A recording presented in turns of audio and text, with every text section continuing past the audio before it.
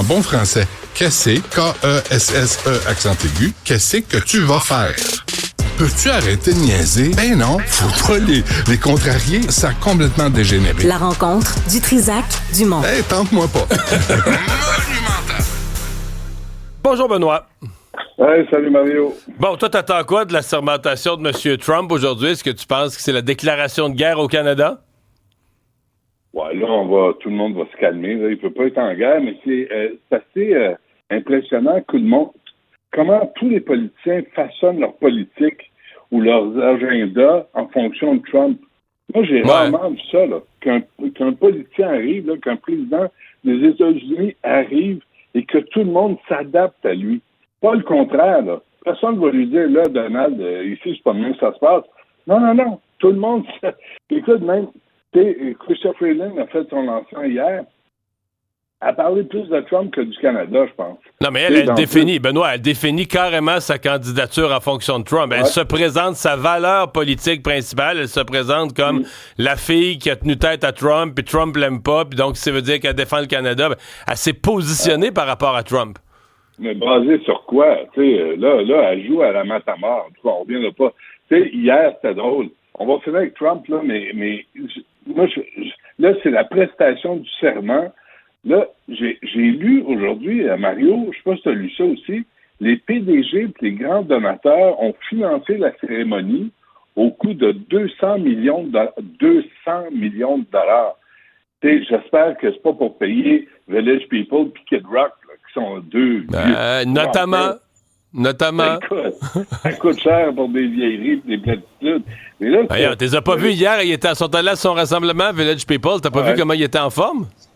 Ah oui, non, il a dansé, Donald, là, il a bougé des bras, c'était quelque chose à voir. Et là, t'as-tu vu la liste des invités aussi?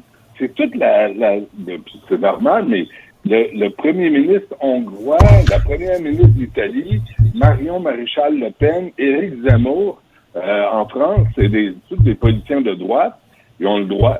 Mais Justin n'est pas là. Non. Il a choisi son monde. Ben, c'est pas bien gentil pour Justin. Chrystia Freeland n'est pas là. Mark Carney, le Canada n'existe pas là. Il invite l'Italie, la Hongrie, pas le Canada. Non, en tout cas. Non, mais il invite ses fans. Ceux que tu viens de nommer, c'est tous les fans un peu partout dans le monde, c'est tous les fans de Trump. Mais il y a Mme Danielle Smith qui devait être là, la première ministre de l'Alberta. Puis t'as-tu vu que ce qu'on comprend, c'est qu'elle a plus de place, là, vu que c'est pas, il fait trop froid. Fait qu'ils ont rentré la cérémonie à l'intérieur, fait que le nombre de places est beaucoup plus restreint. Fait que la première ministre de l'Alberta va pouvoir aller visiter les beaux musées, là, les Smithsonian, la chanceuse. On peut en déduire qu'elle n'était pas très haute sur la liste. Ben là, je sais pas. Mais en tout cas, ça a l'air qu'elle rentre plus. Elle n'est pas dans la liste raccourcie. Il y a de la place à l'aréna, là. Peut-être que là, elle va être acceptée, ouais. Mais pour aller applaudir une parade puis Village People dans un aréna, c'est pas la même affaire. Mais tu sais, tu as ton texte, Mario, là, dans le Journal Montréal aujourd'hui. Mais est-ce qu'on doit absolument paniquer, tu sais? Là, quand tu parles de l'immigration à la frontière, là, en 2016, ça a été l'enfer. Le Canada n'était pas prêt. Sommes-nous étonnés? Là, tu as le bouffon d'immigration, Mark Miller, qu'on n'entend pas, qu'on voit pas.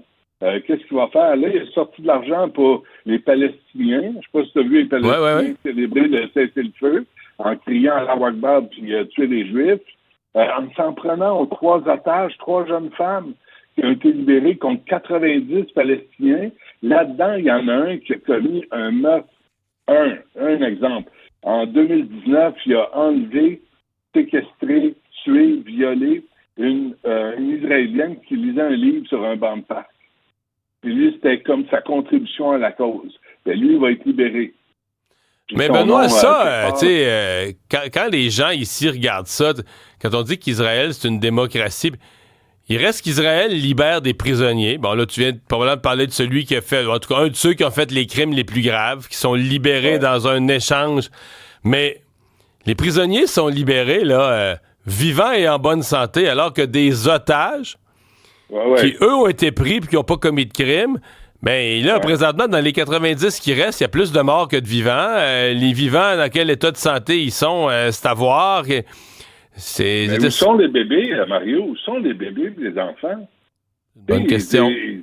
Il n'y a pas de, à ma connaissance, il n'y a pas eu de prisonniers palestiniens qui sont morts en détention. Puis là, on célèbre cet accord-là. 3 otages israéliens pour 90 crapules. Ils ont été arrêtés, sûrement pas parce que, tu sais, ils faisaient des œuvres caritatives dans la vie. Moi, c'est là, et là, ça arrive le jour de l'investiture de Donald Trump. L'histoire est enlignée, là. Je veux dire, là, on annonce un cessez-le-feu. La première affaire, tu vois les soldats du Hamas sortir avec leur uniforme de psychopathe. C'est drôle, ça faisait 15 mois, ils n'avaient pas vu. Ben non, pourquoi ils se cachaient dans la population? Ils avaient mis leurs vêtements de civil pour se cacher dans la population. Là, tout arrive en mai. Mais pour ramener ça chez nous, Benoît, t'as vu les manifestants pro-palestiniens qui ont complètement gâché, interrompu à répétition le lancement de Mme Freeland.